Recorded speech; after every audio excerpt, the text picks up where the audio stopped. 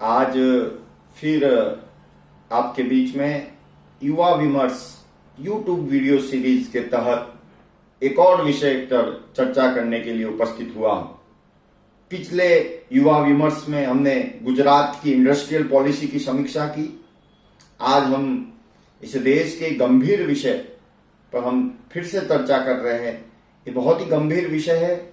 इस पर पिछले कई वर्षों से देश भर में चर्चाएं हो रही थी, संसद में भी इसके बारे में चर्चा हुई है और पिछले 15 अगस्त को माननीय प्रधानमंत्री नरेंद्र भाई मोदी ने भी इस विषय का उल्लेख किया था और वो विषय है जनसंख्या विस्फोट और देश को जनसंख्या नियंत्रण कानून की आवश्यकता। इस गंभीर विषय पर चर्चा करना समयानुकूल है, युगानुकूल है। आज हम इस दौर से गुजर रहे हैं जहां जनसंख्या विस्फोट के कारण हमारा देश कई समस्याओं से ग्रसित है और इन समस्याओं के पीछे अगर कोई कारण है तो वह इस जनसंख्या का तेजी से वृद्धि होना। और जिस प्रकार से जनसंख्या बढ़ रही है उसको अगर हम नियंत्रण नहीं कर पाएंगे तो हमने जो नए भारत के सपने देखे हैं और नया भारत जो हम बनाना चाहते हैं उसको पूर्ण करने में हमको कहीं न कहीं तकलीफ जरूर पड़ेगी। देश के प्रधानमंत्री नरेंद्र मोदी जी ने 15 अगस्त 2019 को लाल किले की प्राचीर से यह आह्वान किया कि हमको जनसंख्या नियंत्रण पर जोर देना पड़ेगा। उन्होंने ये भी कहा कि जो छोटे वर्ग के लोग जो छोटा परिवार कर रहे हैं वो सही में सम्मान के हकदार है। उन्होंने ये भी किया कि जनसंख्या विस्फोट को रोकना, जनसंख्या को नियंत्रण करना, यह भी एक बहुत बड़ी देशभक्ति है और इस देशभक्ति के कार्य को करने के लिए समाज के सभी वर्गों का योगदान की भी आवश्यकता है। इस प्रकार के आह्वान के आधार पर देश में एक चर्चा चली कि क्या सही समय अब आ गया है कि हम जनसंख्या नियंत्रण कानून को हम लेकर आए और उसको देश में लागू किया जाए। इसकी आवश्यकता क्यों पड़ी? तो इसकी आवश्यकता इसलिए है कि जिस प्रकार से वृद्धि हो रही है और ये जो वृद्धि का परसेंटेज है वो बहुत ही ज्यादा है। मैं आपको बात करूंगा कि 1951 में इस हमारे देश की जनसंख्या 10 करोड़ 38 लाख थी, जो तेजी से बढ़ती हुई 2011 में 121 करोड़ हो गई और 2025 तक ऐसा अनुमान है कि इस देश की जनसंख्या 150 करोड़ हो जाएगी। यह अनुमान सरकार का अनुमान है। सरकारी आंकड़ों में इस प्रकार की बातें चल रही है। इस जनसंख्या नियंत्रण की बातें पूर्ण रूप से जब समाज के बीच में, लोगों के बीच में आई, जब सन 2000 में देश के प्रधानमंत्री अटल बिहारी वाजपेयी उस समय इस विषय को लेकर आए और उन्होंने एक वेंकट चेलिया आयोग का गठन किया और उस आयोग ने अपने रिपोर्ट में यह कहा कि इस देश को जनसंख्या नियंत्रण कानून की बहुत आवश्यकता है। यह बात मैं 2000 की कर रहा हूं और आज हम बैठे हैं 2020 में। 20 सालों तक इस जनसंख्या नियंत्रण कानून का कोई भी प्रयास इस देश में नहीं हुआ। हम देखेंगे कि पिछले 20 वर्षों में इस देश में सैकड़ों कानून बने, सैकड़ों बिल संसद में पास हुए, लेकिन जनसंख्या नियंत्रण का कानून अभी तक बनाया गया नहीं। अगर हम इस जनसंख्या का एनालिसिस करें तो हमारे ध्यान में आता है कि हमारे देश में लगभग 125 करोड़ लोगों के पास आधार कार्ड है। 20% से ज्यादा, उसके लगभग 20% तक लोगों के पास आधार कार्ड नहीं है और 5 करोड़ जितने लोग बांग्लादेशी घुसपैठी, रोहिंग्या घुसपैठी इत्यादि इस देश में रहते हैं। अगर इन सबका टोटल करें तो ये जनसंख्या लगभग 150 करोड़ के करीब होती है। अभी हमारे देश की जनसंख्या बताई जाती है 135 करोड़, लेकिन अगर हम बिना आधार कार्ड वाले बांग्लादेशी, रोहिंग्या, घुसपैठिया, इन सब का अगर टोटल करते हैं तो इस देश में लगभग 150 करोड़ लोगों की आबादी अभी वर्तमान में है। अगर 150 करोड़ की आबादी वर्तमान में है तो हम चीन से भी आगे निकल चुके हैं। हमने जनसंख्या के मामले में चीन को पीछे छोड़ दिया है। तो जब इतना जनसंख्या होने के बावजूद संसाधनों की उसके सामने कमी है, तो इसलिए समस्याएं तेजी से बढ़ रही है और जो समस्या है उनके समाधान करने में भी उतनी ही तकलीफें, मुश्किलें और चुनौतियां सामने आ रही है। अगर हम इस जनसंख्या 150 करोड़ की जनसंख्या के सामने संसाधनों की बात करें तो हमारे ध्यान में यह आता है कि दुनिया की लगभग जो जमीन अवेलेबल है उसमें से 2% ही भारत की जगह कृषि योग्य है, एग्रीकल्चर लैंड है।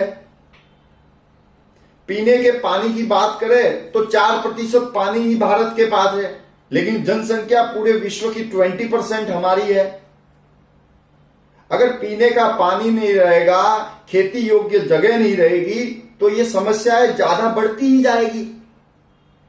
तो इस संसाधनों की कमी है, उसके सामने जिन जनसंख्या का जिस तरह से वृद्धि हो रही है वो हमारे लिए एक चुनौती है, एक चेतावनी भी है।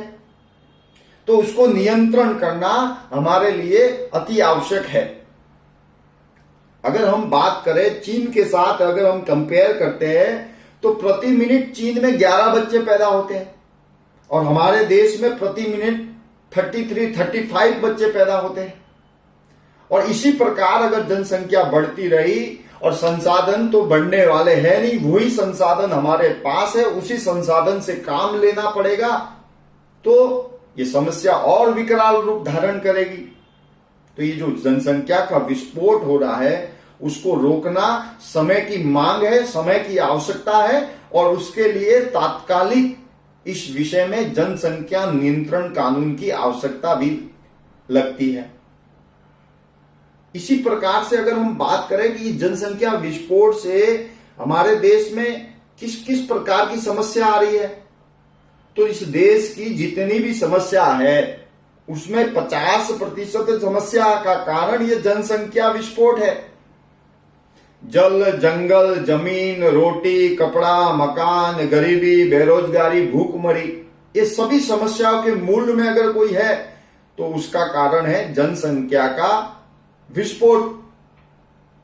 आप देखेंगे, आप चाहे बस में जाओ, ट्रेन पे जाओ या थाने में जाओ, जेल में जाओ, कोर्ट में जाओ, हर जगह भीड़ है, हर जगह वेटिंग में है, हर जगह लाइन में खड़ा रहना पड़ता है, रिजर्वेशन नहीं मिलता है, कोर्ट के अंदर केस लंबे से लंबे समय के लिए सॉल्व नहीं हो रहे हैं, जेल भरे हुए, थाने भरे हुए, हर जगह भीड़ ही भीड़ है। इसलिए हम लोगों को जो सुविधाएं खड़ी कर रहे हैं वो सुविधा प्राप्त नहीं हो पाती। उसका मूल में अगर कोई कारण है तो जनसंख्या विस्फोट है। चोरी, डकैती, घरेलू हिंसा, महिलाओं पर अत्याचार, अलगाववाद, पत्थरबाजी, आतंकवाद, इन सब के मूल में भी अगर कोई न कोई वस्तु है तो उसका नाम है जनसंख्या का विस्फोट। जिस ढंग से जनसंख्या बढ़ रही है इन समस्याओं का कारण है।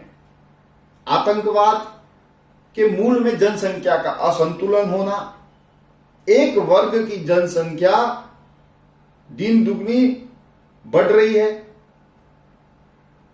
और इस प्रकार से जब जनसंख्या का असंतुलन किसी एक पर्टिकुलर एरिया, विस्तार, राज्य में होता है उसके आधार पे वहां पे समस्या होती है, दंगा फसाद होता है, मारामारी होती है, गुंडागर्दी होती है।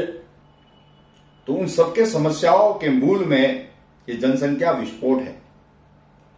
इस देश में एक सर्वे हुआ, जितने भी अपराधी हैं उनके बीच में एक सर्वे हुआ, तो उसमें पाया गया कि उनके माता पिता ने हम दो हमारे दो का कानून यानी नियम का पालन नहीं किया, यानी उनके परिवार में 2 से ज्यादा बच्चे हैं, ऐसे परिवार जिनके परिवार में 2 से ज्यादा बच्चे हैं, उन्हीं परिवारों में 80% अपराधी पाए गए।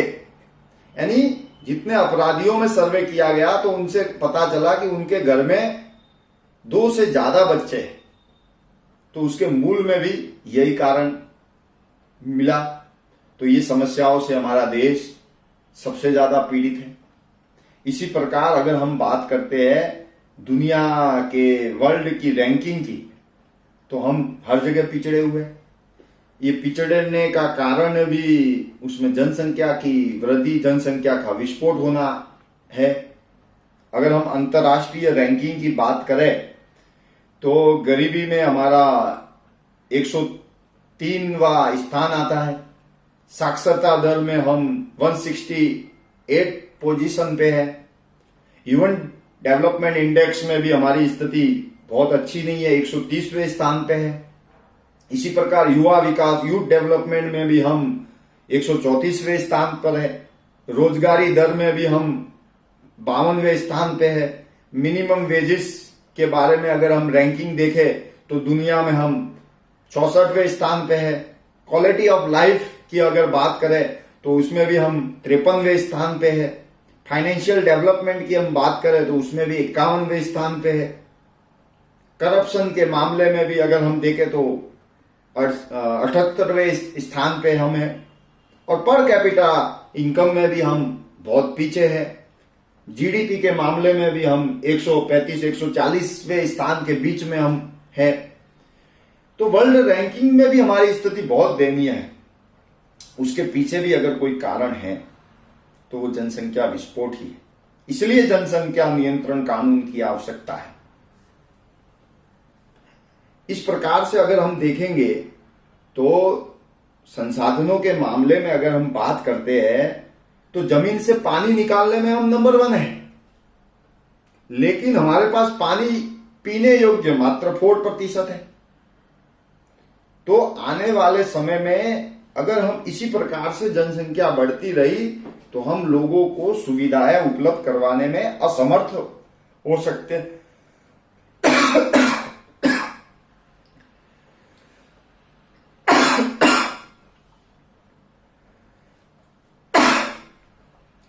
प्रदूषण के पीछे भी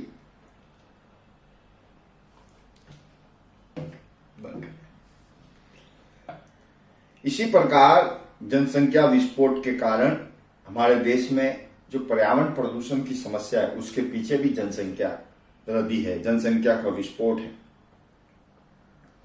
अगर प्रदूषण की समस्याओं को समाधान करना है, स्वच्छ भारत बनाना है, स्वस्थ भारत बनाना है, तो बिना जनसंख्या के नियंत्रण के हम 100% सफल नहीं हो सकते।